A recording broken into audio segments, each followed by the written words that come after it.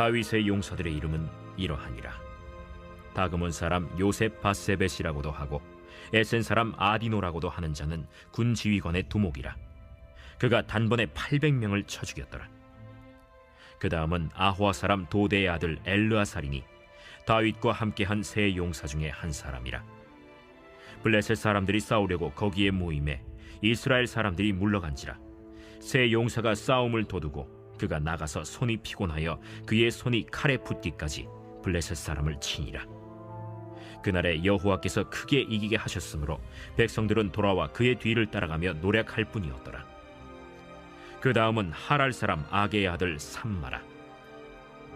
블레셋 사람들이 사기가 올라 거기 녹두나무가 가득한 한쪽 밭에 모임에 백성들은 블레셋 사람들 앞에서 도망하되 그는 그 밭 가운데 서서 막아 블레셋 사람들을 친지라. 여호와께서 큰 구원을 이루시니라. 또 30두목 중 3사람이 곡식 벨 때에 아둘람 굴에 내려가 다윗에게 나아갔는데 때에 블레셋 사람의 한 무리가 르바임 골짜기에 진쳤더라. 그때 다윗은 산성에 있고 그때 블레셋 사람의 요새는 베들레헴에 있는지라. 다윗이 소원하여 이르되 베들레헴 성문 곁 우물물을 누가 내게 마시게 할까? 세 용사가 블레셋 사람의 진영을 돌파하고 지나가서 베들레헴 성문 곁 우물물을 길어가지고 다윗에게로 왔으나 다윗이 마시기를 기뻐하지 아니하고 그 물을 여호와께 부어드리며 이르되 여호와여, 내가 나를 위하여 결단코 이런 일을 하지 아니하리이다. 이는 목숨을 걸고 갔던 사람들의 피가 아니니까. 하고 마시기를 즐겨하지 아니하니라. 세 용사가 이런 일을 행하였더라. 또 스루야의 아들 요압의 아우 아비세이니 그는 그 3사람의 우두머리라. 그가 그의 창을 들어 300명을 죽이고 3사람 중에 이름을 얻었으니 그는 3사람 중에 가장 존귀한 자가 아니냐. 그가 그들의 우두머리가 되었으나 그러나 첫 3사람에게는 미치지 못하였더라. 또 갑스엘 용사의 손자 여호야다의 아들 브나야이니 그는 용맹스런 일을 행한 자.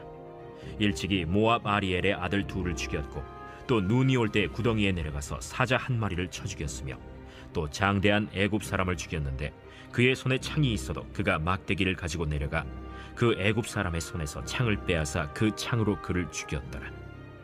여호야다의 아들 브나야가 이런 일을 행하였으므로 세 용사 중에 이름을 얻고 30명보다 존귀하나 그러나 3사람에게는 미치지 못하였더라. 다윗이 그를 세워 시위대 대장을 삼았더라. 할렐루야. 지금까지 우리의 길을 인도하신 주님의 이름을 찬양합니다. 우리 놀라우신 하나님 앞에 우리 감사와 찬양과 영광의 큰 박수 올려주며 나아가겠습니다. 거룩하신 주님, 오늘 이 가운데 임재하셔서 주님 홀로 영광과 찬양을 받아 주시옵소서. 할렐루야. 할렐루야. 하나님께서 지난 1년의 시간을 저희와 함께 하시고 이 여정에 주님의 말할 수 없는 은혜와 사랑으로 기름 부으셨는데요. 여러분, 오늘 정말 우리 안에 이 뜨거운 사랑의 감사가 주님 앞에 향기로운 제물이 되기를 원합니다. 다시 한번 그 놀라우신 하나님 앞에 우리 큰 사랑과 감사와 찬양의 박수 올려주며 나아가겠습니다. 하나님의 놀라우신 일들이 우리 가운데 있음을 선포합니다. 주님 영광과 찬양을 받아 주시옵소서. 할렐루야. 우리 하나님의 기이한 은혜 가운데 한 몸이를 우리 포드의 성도들 이렇게 한번 서로 바라보시면서요. 네, 그동안 함께해서 너무나 행복했습니다. 우리 또 영상으로 예배하는 우리 글로벌 포드 식구들을 향해서도 우리 한번 따뜻한 사랑과 격려와 축복의 박수를 보내도록 하겠습니다. 네, 하나님의 놀라운 은혜가 함께하기를 축복합니다. 사랑하는 여러분, 성령 충만하십시오. 말씀 충만하십시오. 오늘은 아주 특별한 날입니다. 오늘 포드의 창립 1주년이 되는 날인데요. 이번 한 주를 지나면서 지난 1년의 시간과 또 이전에 이 농축된 준비 시간이 어찌나 이 주마등처럼 스쳐 지나가던지요. 저희가 이번 창립 1주년을 맞이해서 창립 주일의 주제를 Year of Love라고 이렇게 명명했습니다. 지난 한 해를 돌아보니 이 한 해의 모든 시간은 사랑을 위한 시간이었더라. 그래서 저희가 이 한 해를 그저 사랑으로 동여매고 싶더라고요. 이 한 해를 매듭 지으면서 지난 시간을 사랑을 위한 1년이라고 이름했습니다. 우리를 향한 하나님의 완전하신 사랑과 하나님을 향한 우리의 순전한 사랑이 연합하여 그 사랑이 아니고서는 설명할 수 없는 시간이었다라고 믿습니다. 그리고 그 사랑으로 다시 달려가는 귀한 은혜가 저와 여러분 가운데 있게 되기를 주님의 이름으로 축복합니다. 우리 옆에 사람에게 이렇게 한번 인사하시고 축복하셨으면 좋겠는데요. 사랑으로 그 길을 달려가십시오. 이렇게 한번 축복하시겠어요? 네, 오늘 우리 창립 기념 주일을 또 준비하면서 그동안 다윗의 생애를 함께 살펴보고 있었습니다. 특별히 우리가 나누고 있는 다윗의 인생에는요, 그의 파란만장했던 삶을 붙돋고 위로했던 두 가지의 요소가 있었습니다. 단연 첫 번째는 하나님의 변함없는 신실한 사랑이었죠. 어떠한 상황에서건 하늘을 향해 열려있던 이 다윗의 중심을 통해 이 사랑에 대한 공급은 끊이지 않았습니다. 그리고 두 번째 위로는 그의 사람들의 사랑스러운 헌신에서 비롯됐습니다. 오늘 우리가 읽은 이 본문의 바로 앞에는요, 다윗의 마지막 말이라고 언급되는 다윗의 공식적인 마지막 메시지가 등장하는데요. 다윗은 이때 하나님과 자신 사이에 맺어졌던 영원한 언약에 대해서 언급합니다. 그리고 나서 다윗의 용사들의 이름과 행적들이 나열되고 있어요. 따라서 지금 이 구조와 연결은 하나님의 언약의 체결이 이 땅에서 어떻게 실현되었는지를 그 성취의 구체적인 도구와 같았던 사람들을 보여주고 있는 것이죠. 여러분, 하나님께서는 일하시되 그의 사람들을 통해 일하십니다. 여러분, 이 사실을 믿으세요? 하나님의 아름다운 역사의 성취의 현장에는요, 늘 빛나는 이름들이 존재해요. 하나님은 그들의 인생을 부르시고 사용하시고 그리고 기록하세요. 하나님의 마음과 손바닥에 그들의 인생이 보이지 않게 행한 모든 공로까지 적으시고 무명한 그의 인생에게 최고의 영예를 수여하십니다. 하나님께서 칭찬하신 인생, 하나님이 기록하신 인생, 여러분, 이 얼마나 감격스러운 삶입니까? 다윗의 용사들 중에서도요, 오늘 본문은 특별히 그 왕국을 견고하게 세우는데 결정적으로 공헌한 세 용사를 소개하고 있습니다.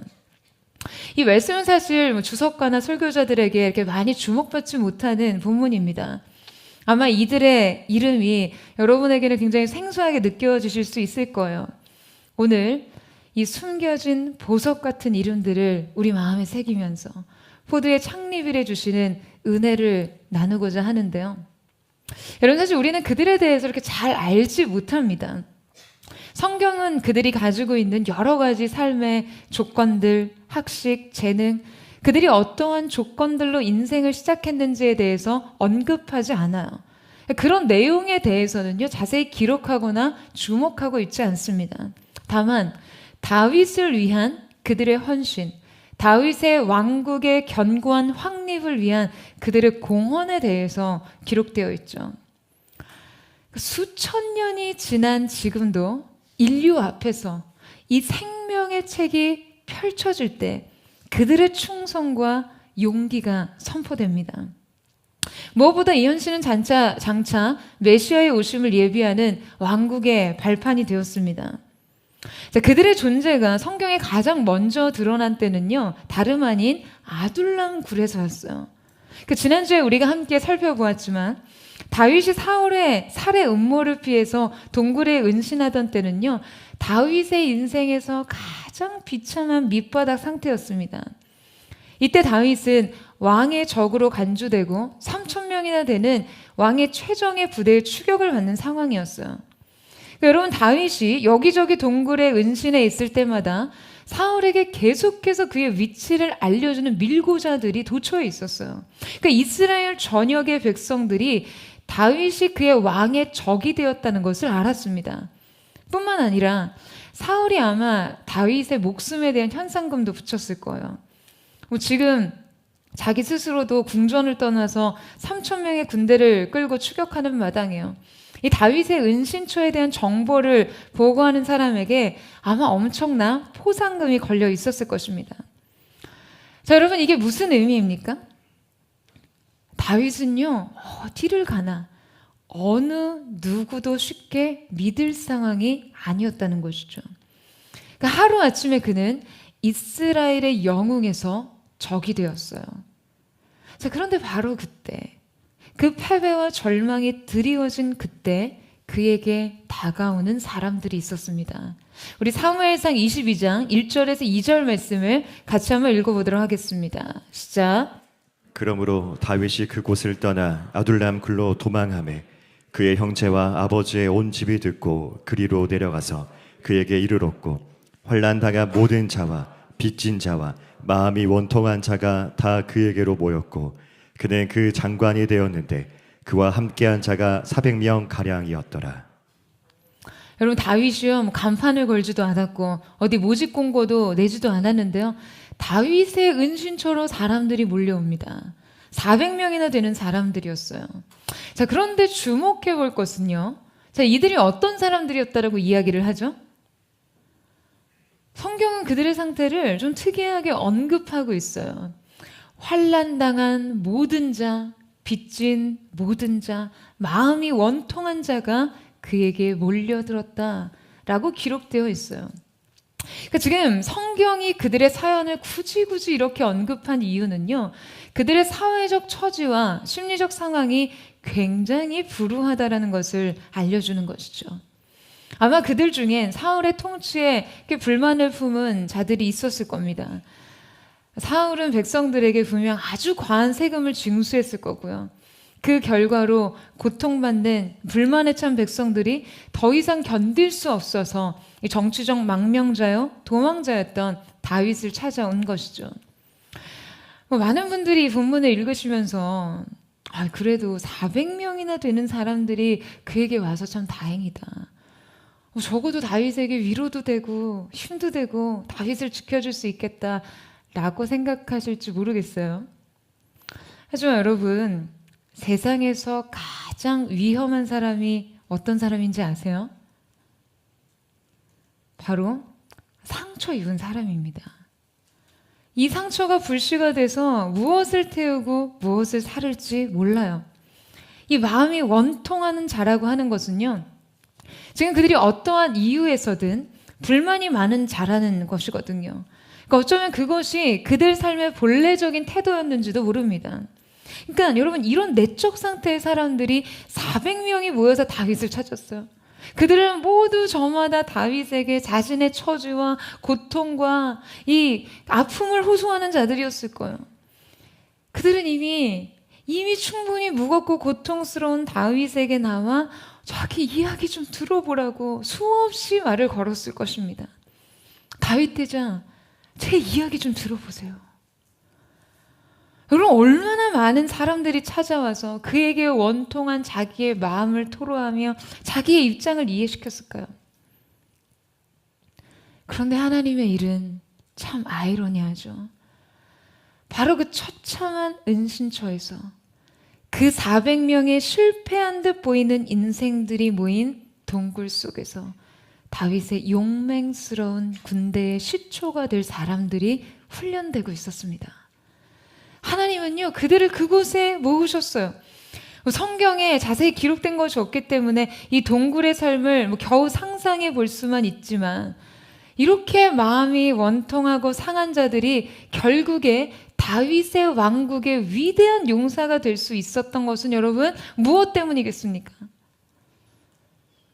여러분, 하나님께서는요, 다윗에게 마치 이 깨어진 조각들만 모아다 주신 것처럼 그렇게 상하고 어그러진 인생들을 불러 모으셨어요. 하지만 이 비천하고 깨어진 인생은 다윗 왕국의 주춧돌이 됩니다. 그것이 가능했던 이유는요, 자신들의 터전조차 버리고 들어간 그 인생 밑바닥 동굴 속에서 비로소 그들의 영혼이 먼저 회복되었기 때문입니다. 여러분, 다윗이 그 동굴 속에서 수많은 예배를 드렸을 거 아니에요. 그럼 그 동굴은 여러분 어떠한 곳이 되었겠습니까? 임재의 지성소가 되었겠죠. 400명이 동고동락하면서 그들은 가장 먼저 예배 공동체로 세워졌을 것입니다. 그들은요, 다윗의 찬양과 기도와 감사와 경배에 끊임없이 동화됩니다. 여러분 상상해 보세요. 아니, 이 동굴 속에서 뭐 독립된 생활이라면 얼마나 독립적인 생활을 할 수 있었겠어요. 뭐 다윗이 대단한 독방 생활을 했을까요? 게다가 무슨 이런 홀처럼 방음시설이라도 되어 있겠어요? 그러니까 동굴에서 시도 때도 없이 다윗의 찬양 소리가 밤을 깨우고 새벽을 깨웠을 것입니다. 다윗의 시편을 보면요, 그가 비파와 수구마 깰지어다 내가 새벽을 깨우리라, 이런 고백까지 하잖아요. 그러니까 상상해 보건대 아마 다윗은 새벽 찬양대도 조직을 했을 것 같아요. 그러니까 새벽마다 밤마다 여호와의 성호를 부르며 찬양했어요. 그러면 처음에는 400명 중에 최소한 뭐 20명 정도 아마 한 번쯤은 짐을 싸지 않았을까 싶어요. 와, 도저히 저 인간 때문에 못 버티겠다. 다윗이 하나님 앞에서 울고 부르짖으며 기도할 때마다 여러분 그 동굴에는요, 그의 깊은 신음과 부르짖음이 울려 퍼졌을 거예요. 그러나 그의 시가 언제나 탄식의 시로 시작하나 감사와 찬양의 시로 끝났듯이 곧장 그 부르짖음이 감사로 바뀌고 그 탄원의 기도가 하나님을 향한 끝없는 사랑의 노래로 바뀌는 것 또한 그 동굴에 동거한 사람들은요, 모두 함께 경험했을 것이에요. 여러분, 그 동굴의 예배가 시작되자 그곳은 이스라엘의 차기 왕인 그의 군대를 훈련시키는 장소로 변합니다. 그들의 영혼이 회복되자 그들은 다윗 왕국의 내각을 구성할 사람들로 변모합니다.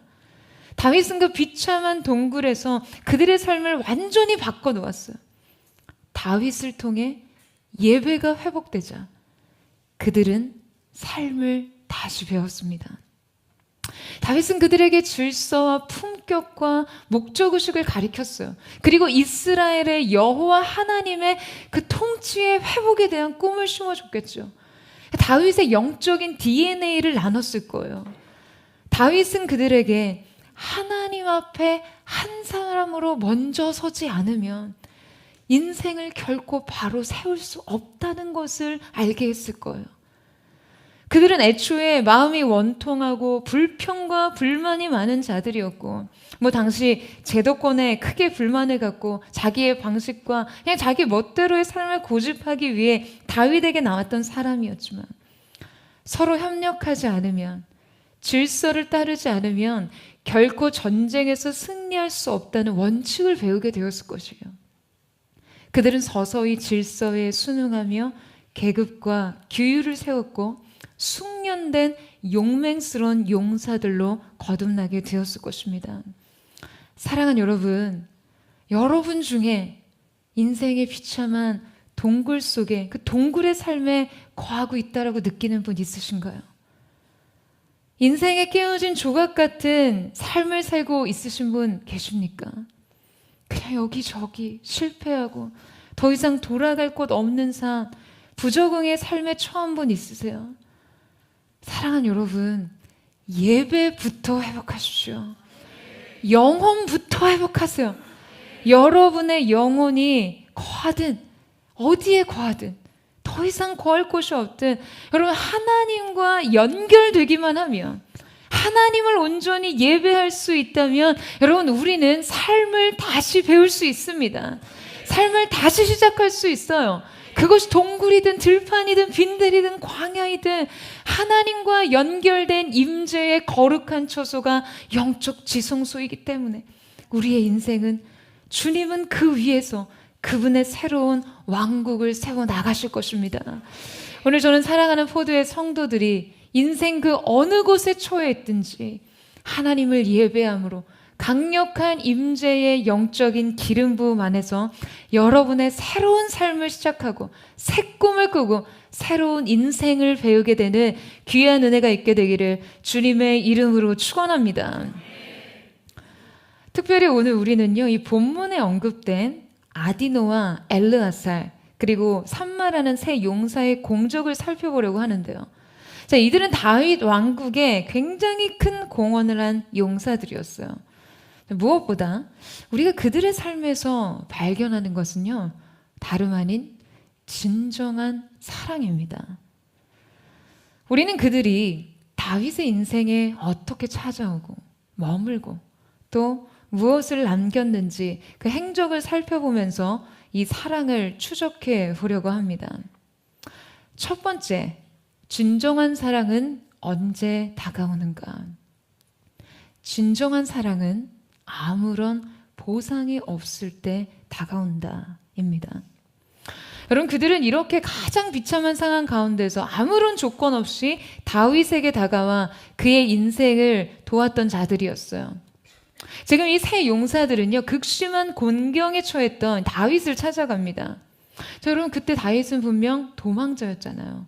지금 다윗은 왕위뿐만 아니라 현실적으로는요, 그의 목숨 자체가 보장이 안 되는 상황이었어요. 여러분, 우리가 흔히들 줄 선다 이런 이야기를 하잖아요. 사람들은 보통 권력과 인기와 영향력을 소유한 사람에게 줄을 서죠.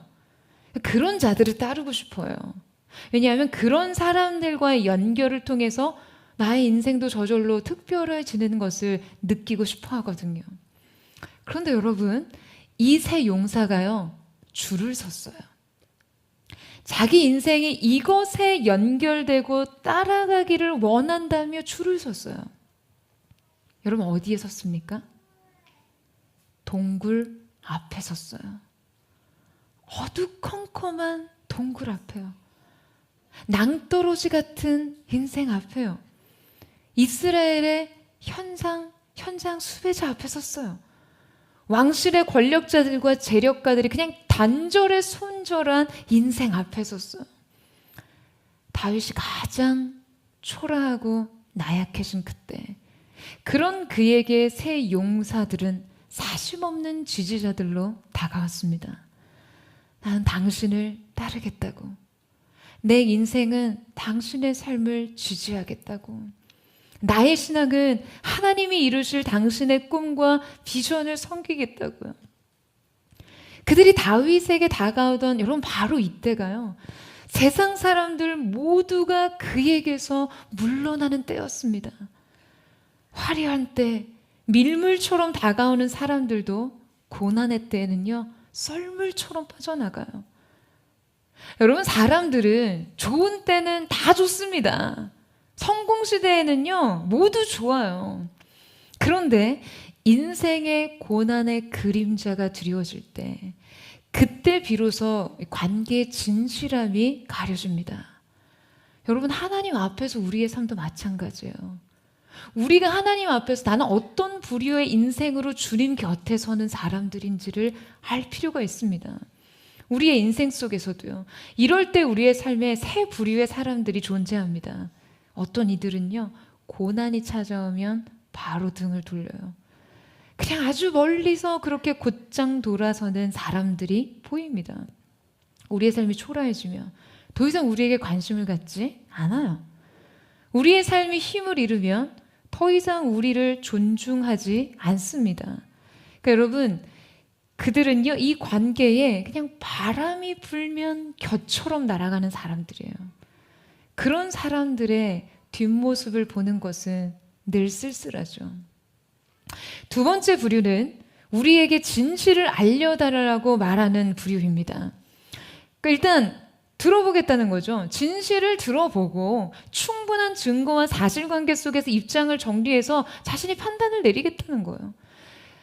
그런데 정작 이런 관계의 문제는 진실의 공개가 문제가 아니라 신뢰의 정도가 문제입니다. 그들은요, 정확한 계산 안에서만 마음을 열었던 것이지 사랑과 신뢰로 이 관계에 속해 있었던 자들은 아니었다는 것이죠. 여러분, 고난을 만나면 하나님의 사람들이 하나님에게 굉장히 많이 질문해요. 나를 이해시켜달라고. 근데 여러분, 우리는 이해하는 사람이 아니라 신뢰하는 사람입니다. 믿으면 이해는 따라오게 되어 있어요. 그런데 그것이 부족한 관계 속에서는요, 사심 없는 지지와 충성의 싹트기가 어렵습니다. 마지막 세 번째 부류의 사람들이 있어요. 이들은 관계에서 가장 먼저 한 가지 조건을 내거는 사람들이에요. 바로 조건 없음의 조건이요. 이들은 어떠한 상황 속에서도 무조건적인 믿음을 포기하지 않습니다. 그들은 자주 이렇게 말해요. 내가 아는 당신은 그럴 리가 없습니다. 상황은 언제나 이 믿음 위에서 구성됩니다. 그러니까 여러 가지 문제를 해석하는 초점은요, 언제나 이 신뢰 위에서 시작해요. 그래서 때로 위기의 상황은 오히려 이들과의 관계를 보다 깊은 신뢰 속으로 이끌어 갑니다. 더 나아가 그들은 그저 아무 말 없이 다가와 우리가 당면한 아픔에 묵묵히 동참해 줍니다. 여러분, 이들의 관계는요, 언제나 이 견고한 믿음 위에 있었어요. 이들의 관계는 이 결정에서부터 시작했어요. 다름 아닌 사심 없는 충성심. 이 세 용사는 세상 모두가 밀물처럼 빠져나가는 인생의 저녁, 다윗 곁에 조용히 다가왔습니다. 인생의 영광이 저녁 해처럼 지는 그 초라한 시간을 함께 버텼어요. 하지만 진정한 사랑은 바로 이렇게 가려진 진실을 통해 드러나고 초라한 현실에서 그 빛을 발하게 되는 거죠. 질문해요. 하나님이 선하시다면 왜 이런 일이 일어나나요? 여러분, 이런 질문도 많이 하지 않습니까? 하나님의 선하심, 그분의 성품에 대해서 오해하는 사람들이 있어요. 여러분, 우리 하나님께서는요, 옳은 일을 행하시는 분이 아니십니다. 우리 하나님께서 행하시는 모든 일들이 옳습니다. 여러분, 저는 이 하나님의 성품에 대한, 그분에 대한 믿음과 신뢰를 조건 없이 드릴 수 있는 하나님의 사람들 되시기를 주님의 이름으로 축원합니다. 다윗의 용사들의 믿음이란 그런 것이었어요. 하나님을 향한, 그리고 다윗에 대한 그들의 충성은 어떠한 보상을 바란 것이 아니었어요. 왕의 보좌 위에서가 아니라, 사람들의 환호 속에서가 아니라, 권력과 재물의 후광 앞에서가 아니라 아무런 대가 없이, 아무런 보상 없이 바쳐진 충성이었습니다. 하지만 결국 이 충성은요, 그들의 이름을 생명책에 새겼어요. 어떠한 보상을 기대하지 않았기에 하늘의 충분한 보상을 받았습니다. 사랑하는 여러분, 저는 우리가 주님 앞에 이 사랑과 이 충성을 드리는 사람들이 되기를 주님의 이름으로 축복합니다. 이것은 결정이에요. 하나님 앞에 결정이요. 어떠한 상황 속에서도 조건 없음의 조건으로 이해를 구하기보다 믿음과 신뢰를 지키는 사람으로 하나님은 언제나 오르십니다. 그분의 선하신 성품에 연합하며 용사로서 그분 곁에서는 거룩한 하나님의 사람들 되시기를 주님의 이름으로 축원합니다. 두 번째, 진정한 사랑은 무엇이 다른가? 진정한 사랑은 뒤돌아서지 않는다입니다. 그들은 어떠한 극심한 상황에서도요, 다윗과 더불어 인내하고 고난에 동참한 사람들이었어요. 23장 8절에부터 나열된 세 용사들의 특징은요, 세 가지로 정리되는데요. 첫째, 그들은 압도적인 다수의 강적에도 불구하고 끝까지 다윗과 함께 싸웠습니다. 둘째, 퇴각하는 백성들의 대열 속에서도 끝까지 적진을 파고들었어요. 셋째, 극심한 한계 속에서도 결코 물러서지 않았습니다. 실제 이들 세 용사의 전쟁에서의 공적은요, 괴력에 가까워요. 그들은 블레셋 군사를 보고 겁에 질린 이스라엘 군사들이 모두 퇴각하는 그때 그 대열의 반대 방향 적진으로 그냥 무참히 뛰어든 사람들이었어요. 여러분, 모두가 퇴각을 선언하고 겁에 질린 얼굴로 후퇴하는 그 전쟁의 한복판에서 여러분은 그들을 뚫고 적진으로 들어갈 수 있으시겠어요? 특별히 10절에 엘르아살이라는 용사에 대한 기록된 내용을 보는데요.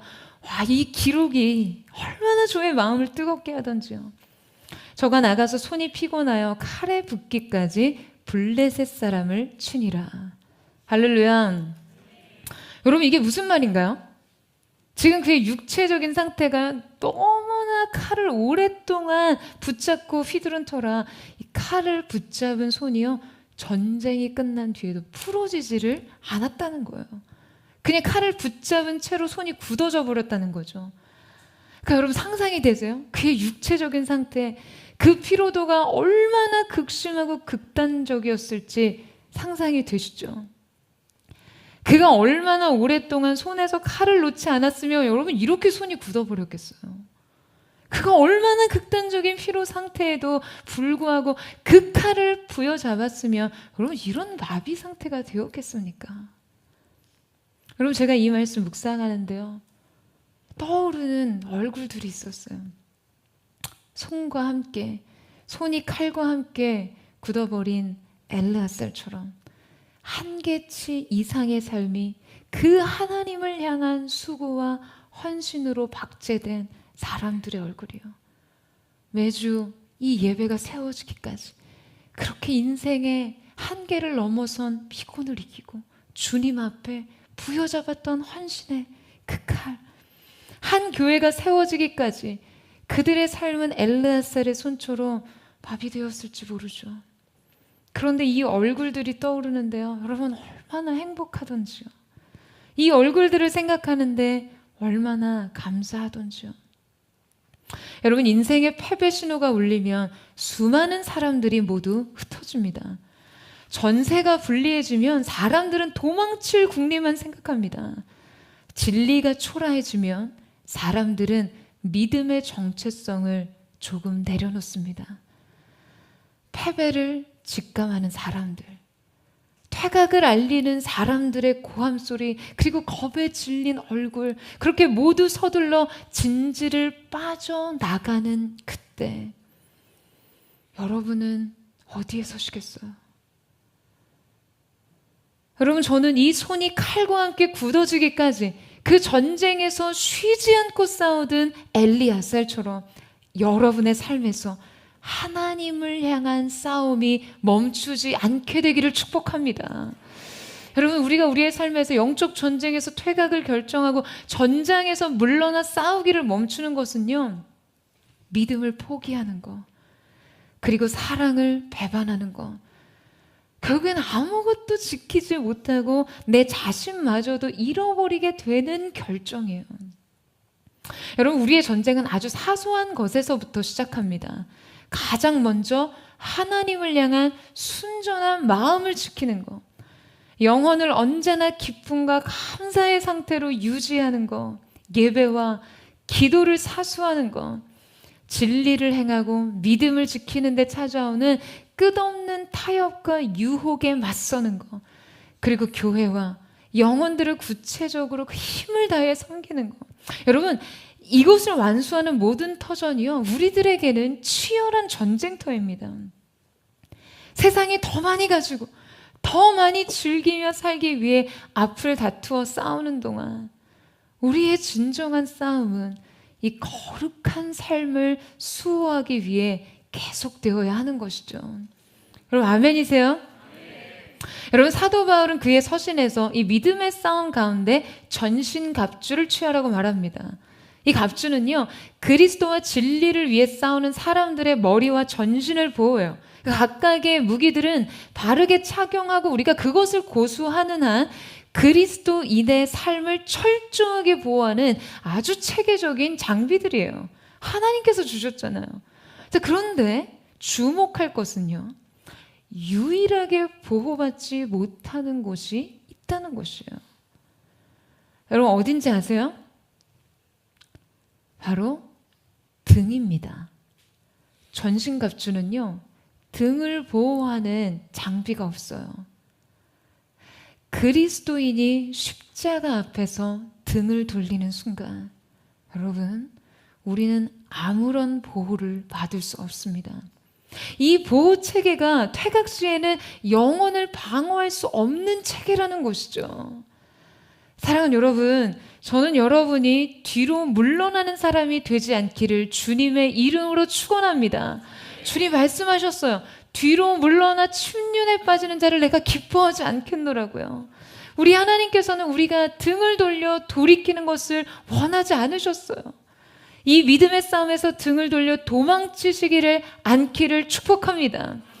십자가의 구주 앞에 우리가 등을 돌리지 않는 한 그분의 자비는 우리의 인생을 끝까지 보호하십니다. 우리가 좀 부족해도, 좀 연약해도, 좀 실수해도 십자가의 보혈이 강같이 우리에게 흘러 넘칠 것이에요. 여러분, 이 사실을 믿으세요? 그 넘치는 긍휼과 은혜와 사랑이 자비 안에서 무한히 반복되는 용서와 회복을 경험하며 궁극의 승리의 보좌까지 서게 되는 것이죠.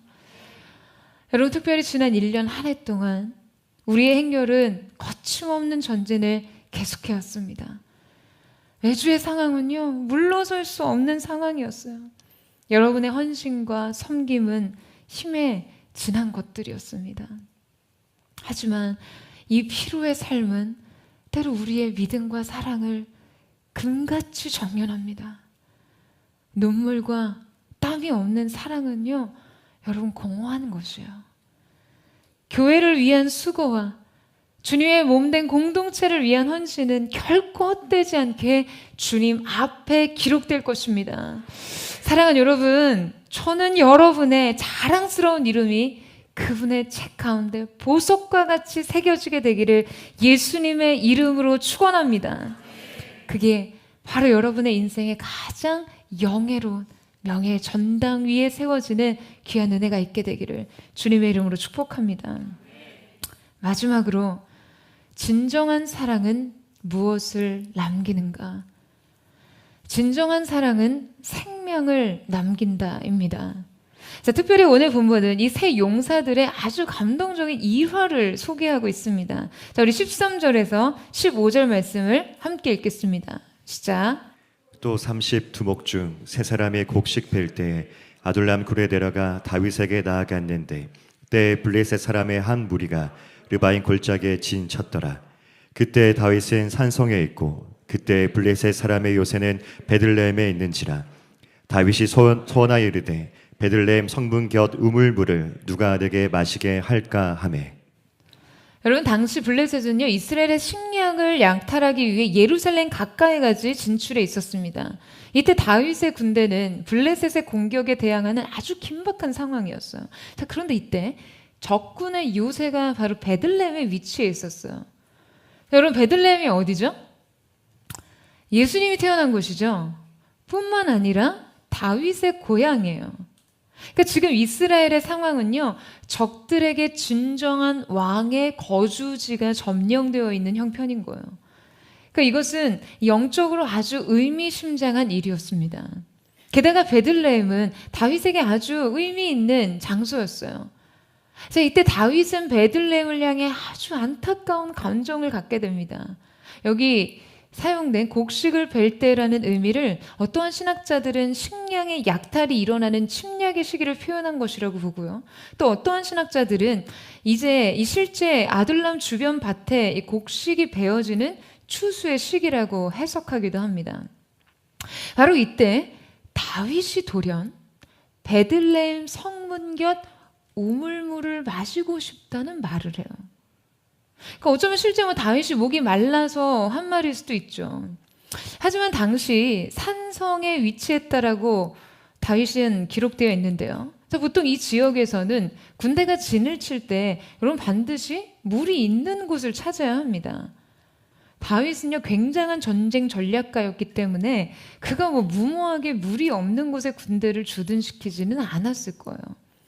이 말은 다윗의 주변에도 분명 마실 물은 있었다는 얘기죠. 자, 그렇다면 여러분, 지금 성경의 표현에서 다윗이 마시고 싶다는 베들레헴의 우물물은 무엇을 의미할까요? 여러분, 이것은요, 일종의 향수였습니다. 많은 신학자들은 지금 다윗이 감정의 약함을 보여주고 있다고 해석해요.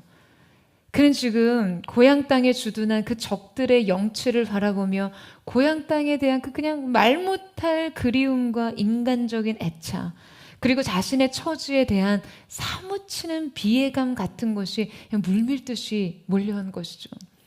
그는 상념에 잠겼습니다. 그리고요, 부적절한 갈망에 치우쳤어요. 그는 목말랐어요. 향수로 목말랐습니다. 어린 시절에 마시던 그 물을 다시 먹어보고 싶었어요. 그러니까 이 감상은 쉽게 채워지지 않았습니다. 이것은 그의 연약함이었어요. 그리고 그는 이 부적절한 감정을 그냥 자신도 모르게 무심결에 표현해 버렸습니다. 여러분, 그런데 바로 그때요, 다윗의 새 용사 아디노, 엘르아살, 삼마가요 갑니다. 그럼 어디를 가요? 블레셋의 수비대가 주둔하였던 베들레헴 성문 곁 우물에 간 거예요. 당시 블레셋 접전 직전의 상황이었고요. 베들레헴 성문 곁에는 블레셋의 수비대들이 배치되어 있었습니다. 그러니까 따라서 물을 길어 오기 위해서는 블레셋 병사들과의 정면 충돌이 불가피했어요. 성경은 그들이 블레셋 진영을 돌파하여 지나갔다라고 기록합니다. 그들은 블레셋의 수비대를 뚫고 이 우물에서 물을 길어 옵니다. 여러분, 만약에 지금 이것이요, 왕의 목숨이라도 달린 일이었다면, 이 물이 어떤 왕의 위급한 생명을 살릴 특효약이라도 됐다고 한다면 이 행동이 이해될 수 있죠. 하지만 지금 그들은 이 갈망이 그저 다윗의 어떤 인간적인 애수에 불과하다는 것을요, 너무나 잘 알고 있었어요. 게다가 이것이 어떠한 원인이었든지 다윗이 그들에게 이 명령을 내린 것도 아니었어요. 누구를 지목해서 이걸 시행해라 라고 맡긴 것도 아니었습니다. 그저 그냥 혼잣말을 하듯이 무심결에 내뱉은 왕의 정서적인 갈망일 뿐이었어요.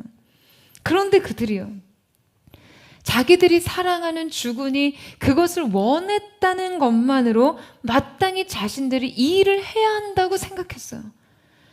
자신의 주군이 이해할 수 없는 나약해진 인간적인 애착마저도 여러분 자신들의 목숨을 걸고 그것을 충족시켜 주고자 했습니다.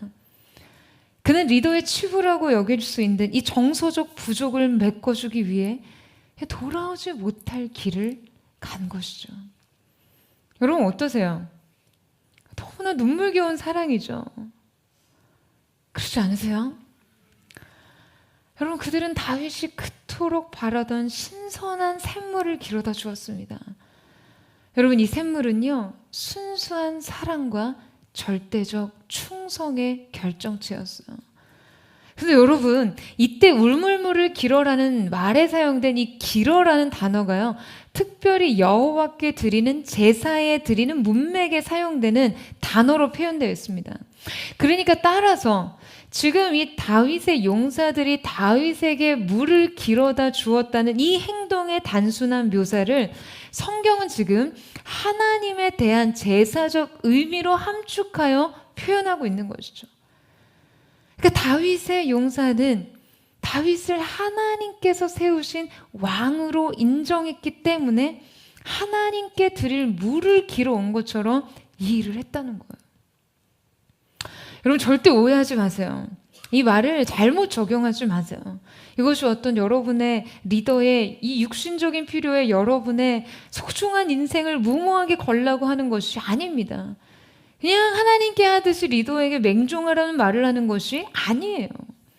이 말은 비록 그들이 다윗 한 사람을 섬겼지만 평생 다윗을 위해 싸웠지만 그들의 헌신이 곧 하나님과 그분이 다윗에게 성취하실 언약의 향해 있었기 때문에 하나님께서 그들의 삶을 높이 평가하셨다는 것이죠.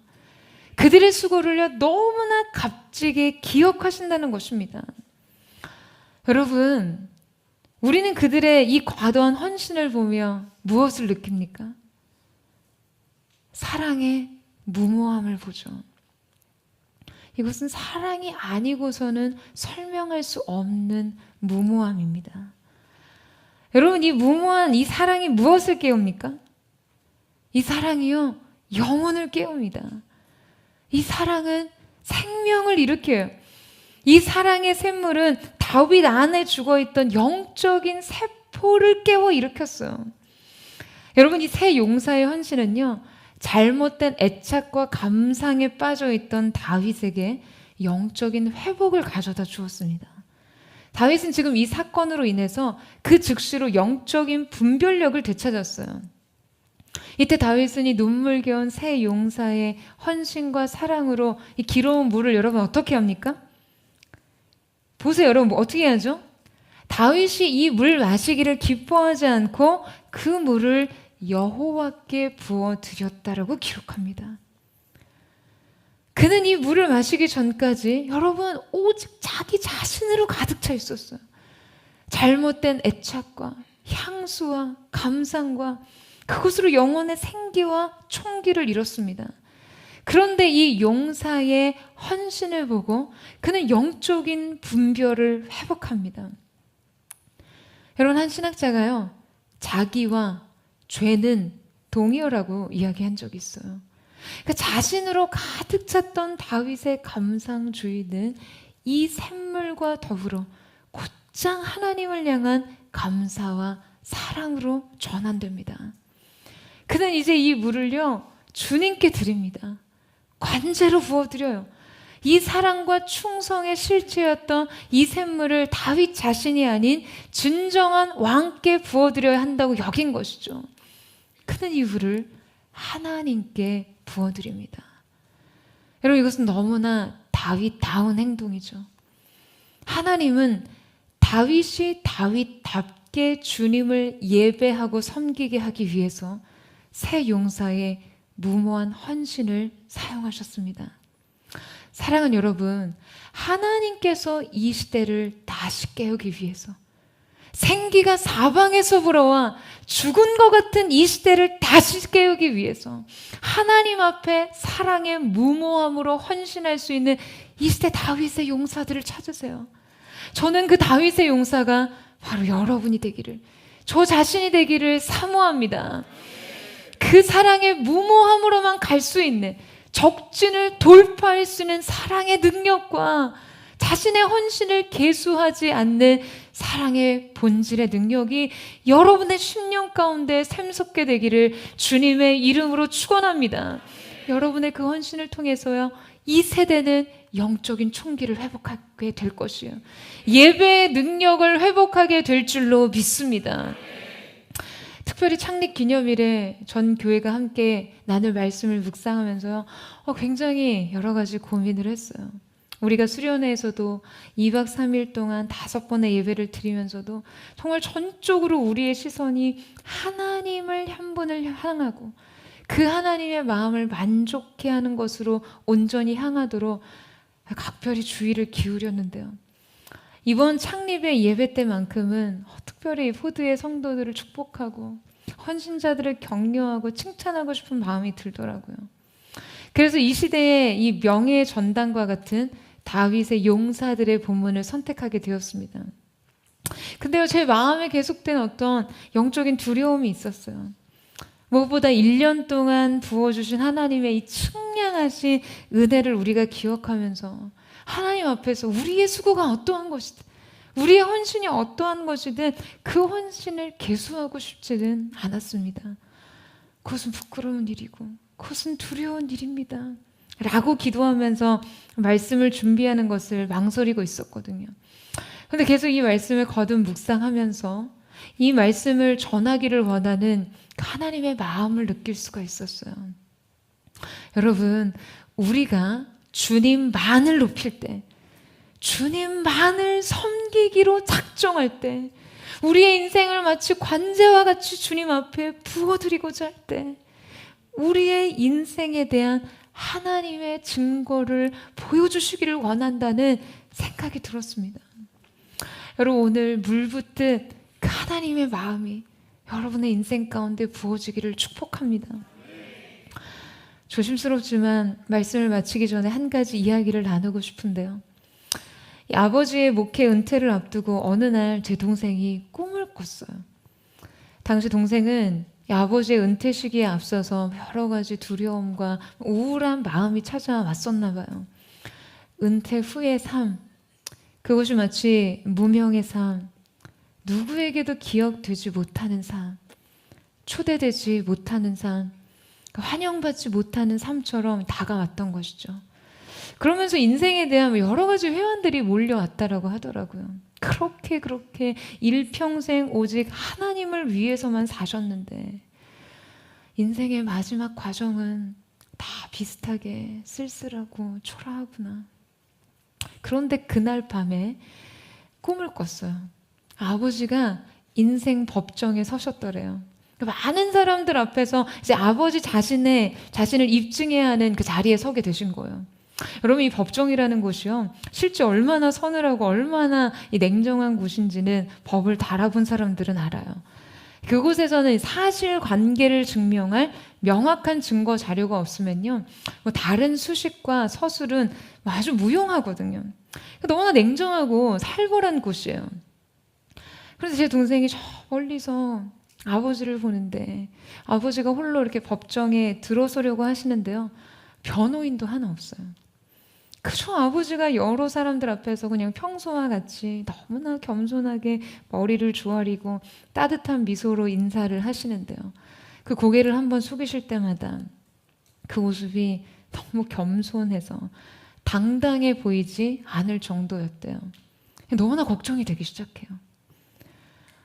아니, 아빠는 이 삼엄한 곳에 머리를 꼿꼿이 쳐들고 어깨를 쫙 펴고 그냥 어느 누구도 넘보지 못할 위엄을 가지고 나와서 화려한 말들로 자기 삶을 증명해야지. 저 겸손이 마치 죄 지은 사람처럼 초라하네. 아빠는 대체 저런 모습으로 무엇을 증명하고 누굴 설득한다는 걸까? 법정의 진행자들이 아버지께 물어요. 법원에 제출할 증거 자료를 가지고 나왔습니까? 아버지는 이 법정의 차갑고 냉정한 질문에 또 그냥 너무나 순수한 미소를 지으며 답을 하시더래요. 네, 지금 제 인생에 대한 증거 자료가 이곳으로 오고 있다고 합니다. 이 말이 떨어지기가 무섭게 그 법정, 이 복도에서 사람들 몇몇이 한 줄로 일사불란하게 각자 사람만한 보따리를 어깨에 지고 법정 안에 들어서기 시작해요.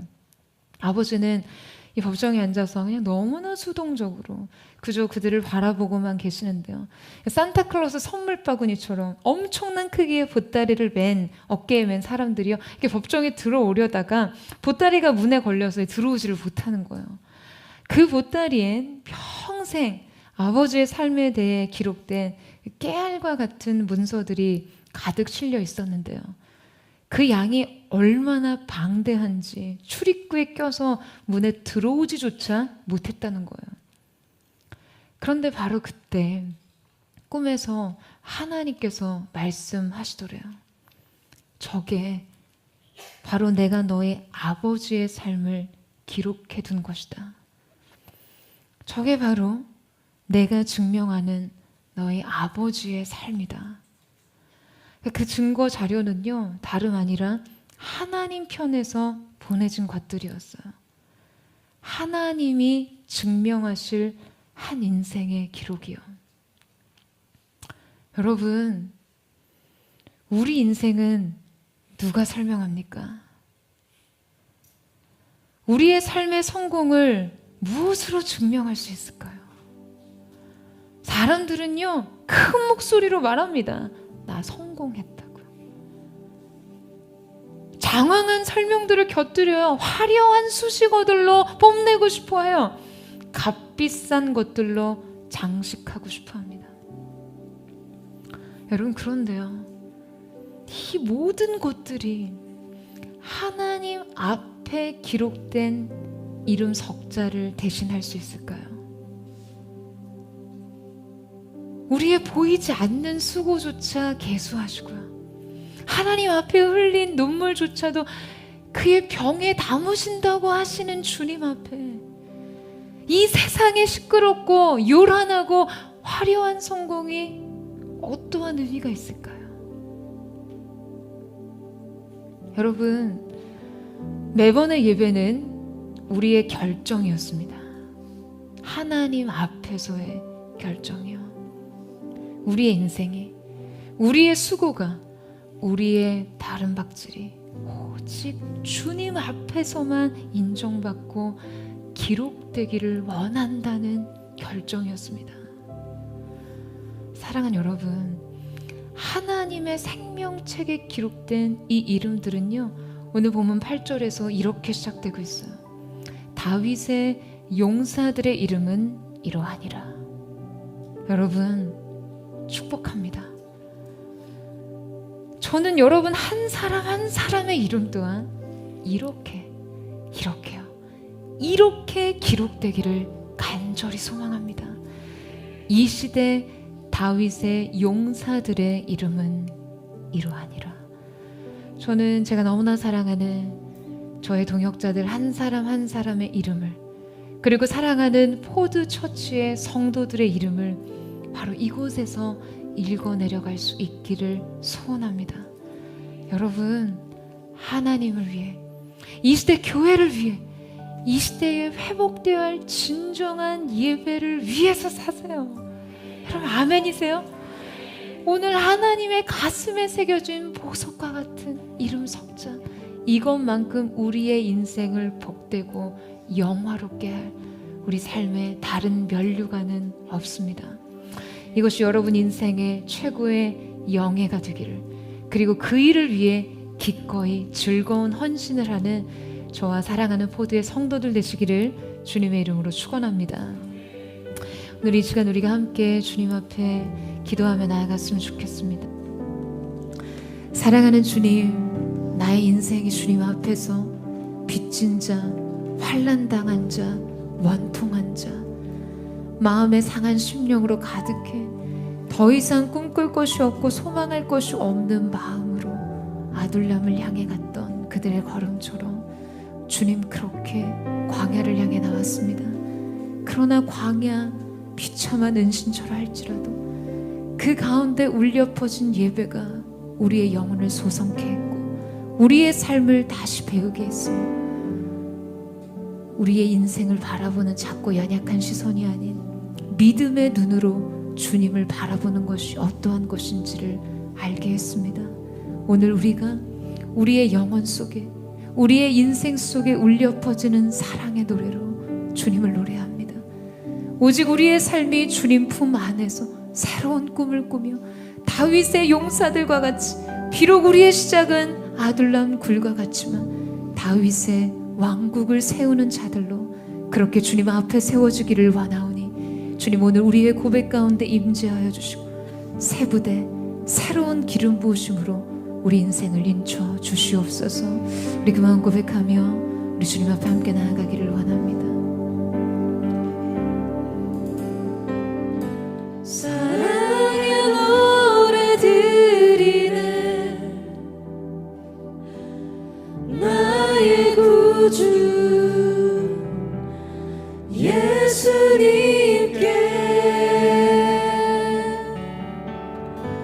주 행하신 감사해, 내 사랑하는 귀하신 예수, 주님께서 나를 부르셨네, 주의 소유 삼으셨네,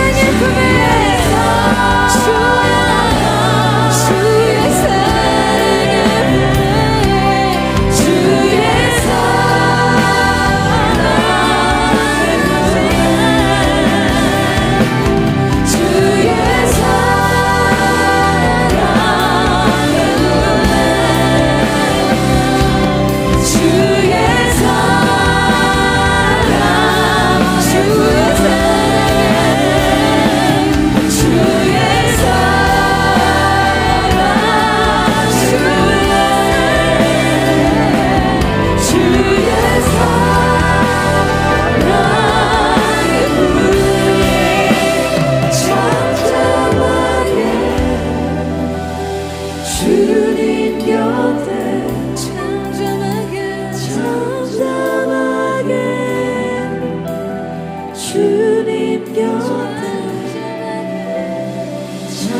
잠잠하게 주님 곁에 날 붙드소서. 사랑하는 여러분, 환난당한 자, 원통한 자, 빚진 자, 인생을 다시 일으킬 힘을 잃어버린 자들이 모인 아둘람에서는 대체 무슨 일이 일어난 것일까요? 어떻게 이런 인생의 실패자들이 다윗의 왕국을 세우는 사람들로, 그리스도의 오실 왕국의 모형이 되는 다윗의 왕국의 군대의 시초가 될 수 있었던 것일까요? 여러분, 이 모든 비밀은요, 그들이 드린 예배 안에 있었습니다. 다윗의 시편, 그가 아둘람 글에서 썼던 그의 고백을 보면 그는 자신의 오해받는 상황의 원통함을 토로하지 않았어요. 하나님, 선하신 분이시라면 왜 내게 이런 일이 있어야 하나요? 주님을 향해 힐문하지 않았습니다. 그는 오직 그 깊은 비참한 인생의 밑바닥 동굴 끝에서 하나님을 향한 그 우주적 영광 속에 가득 차이신 하나님을 향한 영안이 열렸던 사람. 그래서 그는 아둘람 굴에서 이 고백을 드립니다. 주는 하늘 위에 높이 들리시며 주의 영광은 온 세계 위에 충만합니다. 여러분, 여러분의 마음이 무엇을 담고 있든, 여러분이 이 우주적 영광스러운 주님의 임재를 가슴에 담을 수만 있다면요, 여러분의 인생은 새로워질 줄로 믿습니다. 존귀하신 왕의 임재 앞에서 가난해도 연약해도 부족해도 십자가를 향해 설 수만 있다면 그곳에서 여러분의 인생은 새롭게 시작될 것이에요. 여러분, 이 사실을 믿으십니까? 여러분, 이 사실을 믿으세요? 이것이 아둘람 공동체의 비밀이었습니다. 예배로부터 모든 것이 시작되었던 공동체. 연약하고 비참하고 실패하고 너무나 원통했던 인생의 이야기를 가진 자들이었지만 하나님을 향해서는 열려 있었기 때문에 하나님의 영광을 향해 열린 눈을 가진 다윗을 통해 부어졌던 예배의 기름 부으심이 모든 것을 압도하고 모든 것을 이기고 모든 것을 일으켜 세울 수 있었음을 고백합니다. 여러분, 이 시간 우리의 시작이 무엇이든 주님께서 행하실 일들 앞에서 여러분, 우리가 그렇게 고백하기를 원해요. 주님은 나의 영원하신 왕, 나의 모든 것이 되십니다. 연약해도 부족해도 주님 앞에 살기를 원합니다. 나는 주님,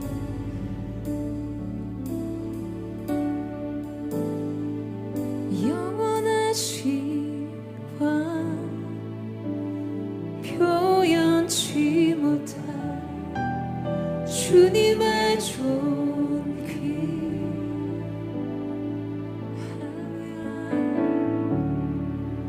가난할 때도 연약할 때도 주의 모든 것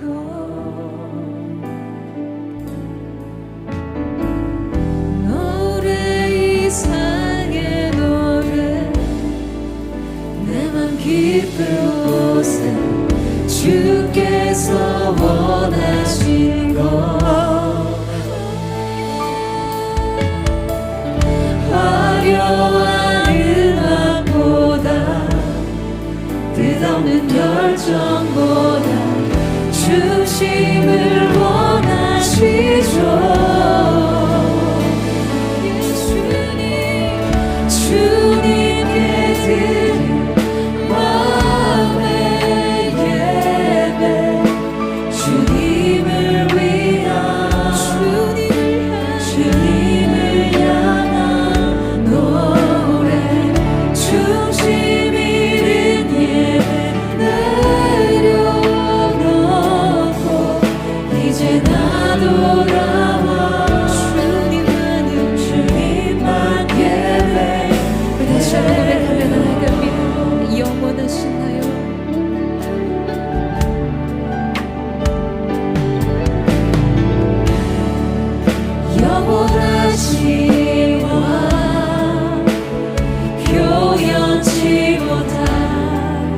주님의 종기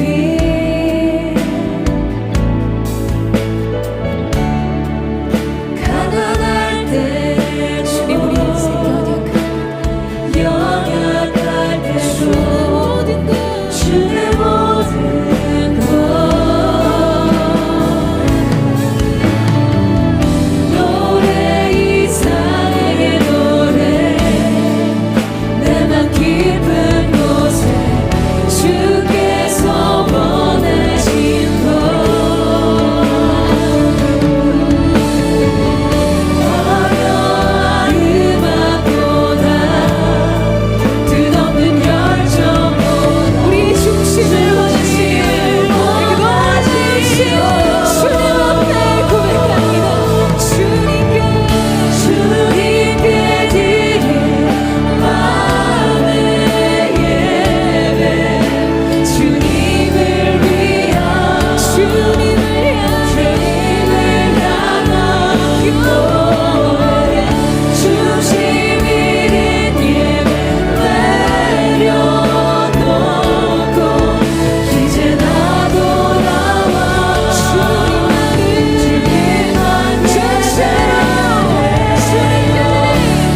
주님께 드릴 마음의 예배 주님을 위한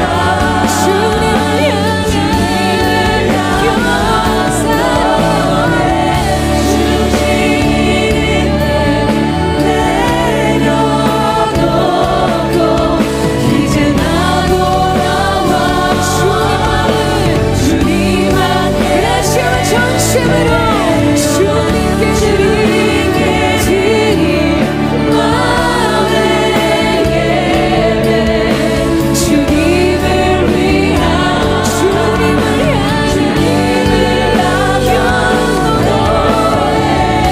중심 잃은 예배 내려놓고 이제 나 돌아와 주님만 예배해.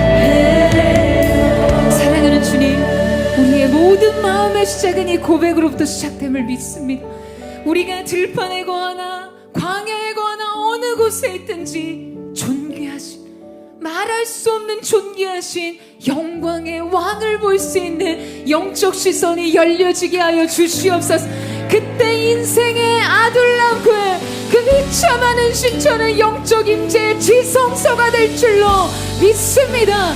바로 예배의 영광의 중심에서 거룩한 시대의 용사들이 일어날 것을 예수님의 이름으로 선포합니다. 환난 당한 자 누구인가? 상한 심령 가진 자 누구인가? 빚진 자 누구인가? 하나님을 바라볼지어다. 하나님의 영광 안에서 새로운 왕국의 기초가 될 자들이 일어날지어다. 여러분 그렇게 여러분 자신을 드리세요. 여러분 인생을 용사로 하나님 앞에 드리십시오. 광대하신 하나님의 영광을 선포하세요. 우리 전심으로 우리 자신 하나님 앞에 그렇게 예배에서 존재로 자신을 올려드리며 주의 이름을 부르짖고 하시며 동상으로 기도하겠습니다.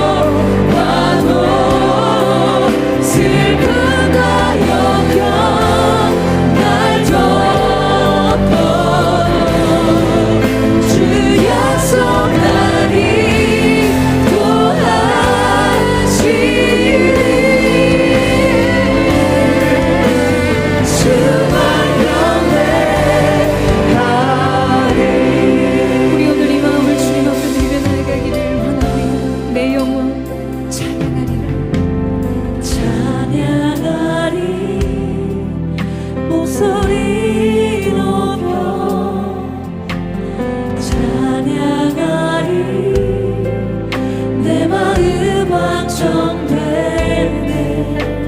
찬양하리 모든 상황 속 주만 경배 다시 한번 고백합니다. 내 영혼 주님을 찬양하리라. 찬양하리 목소리 높여 찬양하리 내 마음 확정되네 찬양하리 모든 상황 속 주님만을 경배하리라. 주만 경배하리며 폭풍이 날 향해 몰려와도 슬픔과 역경 날 덮어도 주 약속 나를 도하시리 주만 경배 폭풍이 날 향해 몰려와도 슬픔과 역경 날 덮어도 주 약속 나를 도하시리 주만 경배하리 폭풍이 날 향해 몰려와도 슬픔과 역경 날 덮어도 주 약속 나를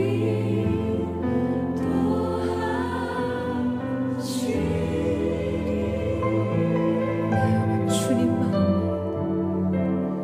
주만 경배해 주님 아직 주님만을 주만 경배 주님만 경배하리라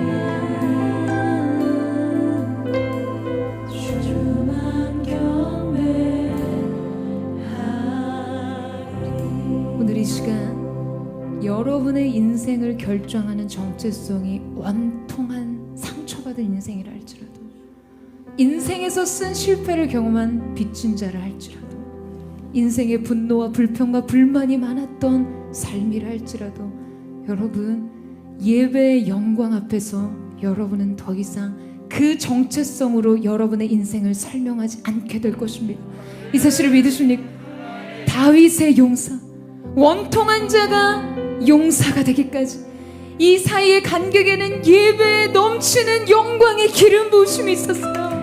오늘 하나님을 향한 모든 것을 돌파하는 예배적 사랑의 고백, 신부의 사랑의 고백, 하나님만을 높이는 믿음의 시선의 고백, 언제나 주님은 오르십니다. 옳은 일을 행하시는 분이 아닌 주님이 행하시는 모든 일이 옳습니다라고 고백한 하나님의 사람들의 예배와 믿음의 고백을 통하여 하나님께서 여러분의 인생을 환난당한 자, 더 이상 그 명칭에 아닌 다윗의 용사와 같은 자들로 빚어주실 줄로 믿습니다. 여러분 이 사실을 믿으세요? 오늘 예배의 영의 기름 부으심이 사랑하는 보드처치 가운데 새로운 영광의 기름 부으심으로 임했음을 예수님의 이름으로 선포합니다. 성령의 새바람이 불게 하시고 예수 보혈의 능력이 역동하여 사랑의 군대로 일어서게 하여 주시옵소서. 주님의 영광을 목도하는 세대로 다윗의 용사와 같은 자들로 일어서게 하여 주시옵소서. 오늘 이 시간 주님 블레셋 진영을 돌파하여 그 거룩한 생물을 길러온 용사들의 사랑과 헌신처럼 내가 이 시대에 총기를 잃어버리고 하나님 앞에 자신만을 주장하는 이 세대 가운데 이 사랑으로 이 세대를 깨우는 같이 되기를 원합니다. 우리 그만 가진 사람들 전심으로 주님 앞에 새 부대로서, 새 술은 새 부대, 새 부대로서 영적인 새 그릇으로 자신의 삶을 하나님께 의탁하며 우리 전심으로 주여 세 번 외치고 우리 합심의 동성으로 기도하기를 원합니다. 주여,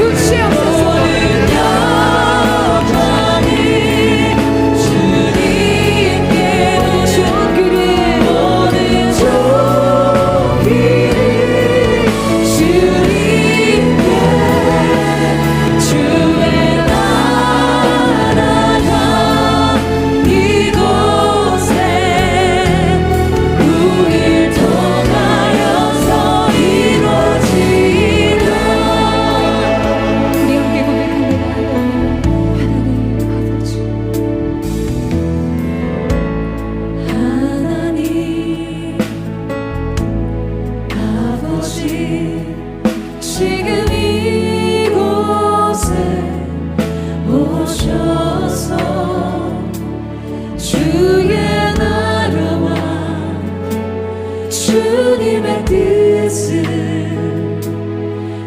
우리에게 보이소서. 우리의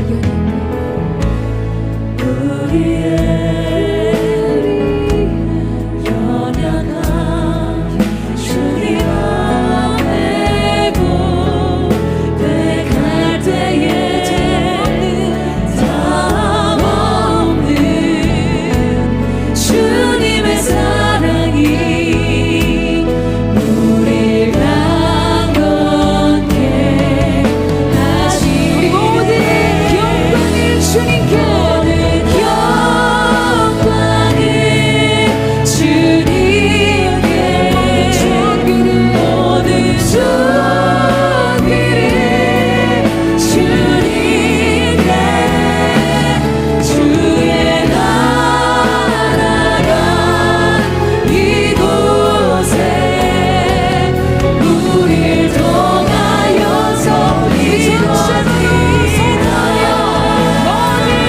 영광을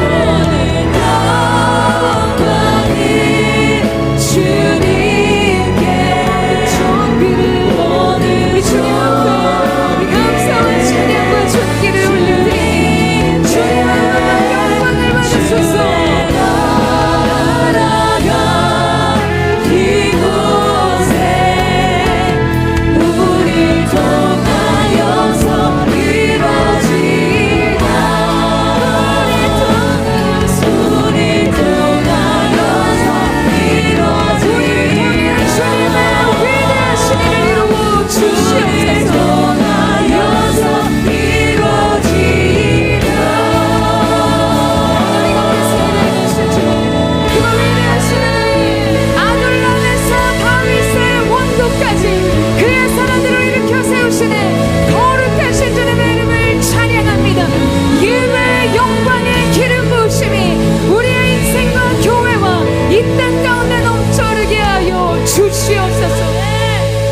사랑하는 주님, 비참하는 신처 아둘람이 주님의 높고 위대하심에 영화로우심을 고백하는 임재의 지성소가 될 때 환난당한 자, 빚진 자, 원통한 자들의 인생이 주님의 왕국을 세우는 용사의 인생으로 거듭났습니다.